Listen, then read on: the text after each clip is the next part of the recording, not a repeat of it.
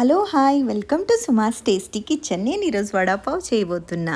వడాపావ్కి కావాల్సిన ఇంగ్రీడియంట్స్ అన్నీ నేను ఇక్కడ రెడీ చేసుకొని పెట్టుకున్నాను అన్నమాట. ముందుగా నేను ఇక్కడ ఒక 10 ఎల్లిపాయలని పొట్టు తీసి పెట్టుకున్నాను. తర్వాత కరివేపాకు, కొత్తిమీర, అలాగే పచ్చిమిర్చిని కానీ ఒక 5-6 పచ్చిమిర్చిని తీసుకున్నాను.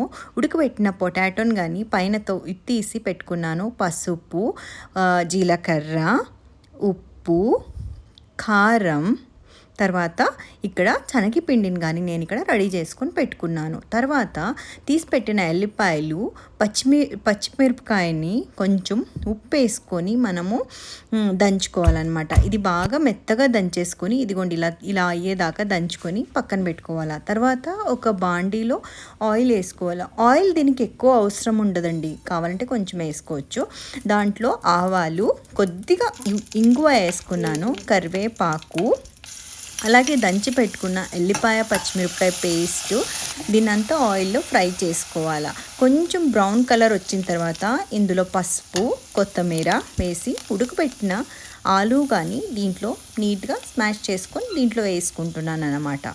ఇదిగోండి ఇలా అయిన తర్వాత ఒకవేళ మీకు ఉప్పు తక్కువ ఉంది అనిపిస్తే కొద్దిగా ఉప్పు వేసుకొని ఇదిగోండి ఇలా రెడీ చేసుకోవాలి. తర్వాత దాన్ని అన్నిటి చిన్న చిన్న బాల్ చేసుకొని తర్వాత పావుకి శనగపిండిలో ఉప్పు వేసుకొని ఇదిగోండి వాటర్ వేసుకొని ఇలా పల్చగా కలిపేసుకోవాలన్నమాట. ఆ చేసి పెట్టుకున్న ఆలు పేస్ట్ అంతా దీన్ని పిండిలో ఇలా నీట్గా అద్దుకొని ఇలా ఉండలంతా ఇలా బాగా అతికేలా చేసుకొని ఆయిల్లో దీన్ని డీప్ ఫ్రై చేసుకోవాలి. ఇదిగోండి ఇవన్నీ పావు ఇట్లా రెడీ చేసి పెట్టుకున్నా. ఈ పిండి ఇలా మిగిలింటుంది కదా, దీన్ని ఏం చేస్తున్నానంటే ఇది మొత్తం ఆయిల్లో వేసి మనము దీన్ని కానీ బాగా ఇలా వేయించుకోవాలి ఆయిల్లో.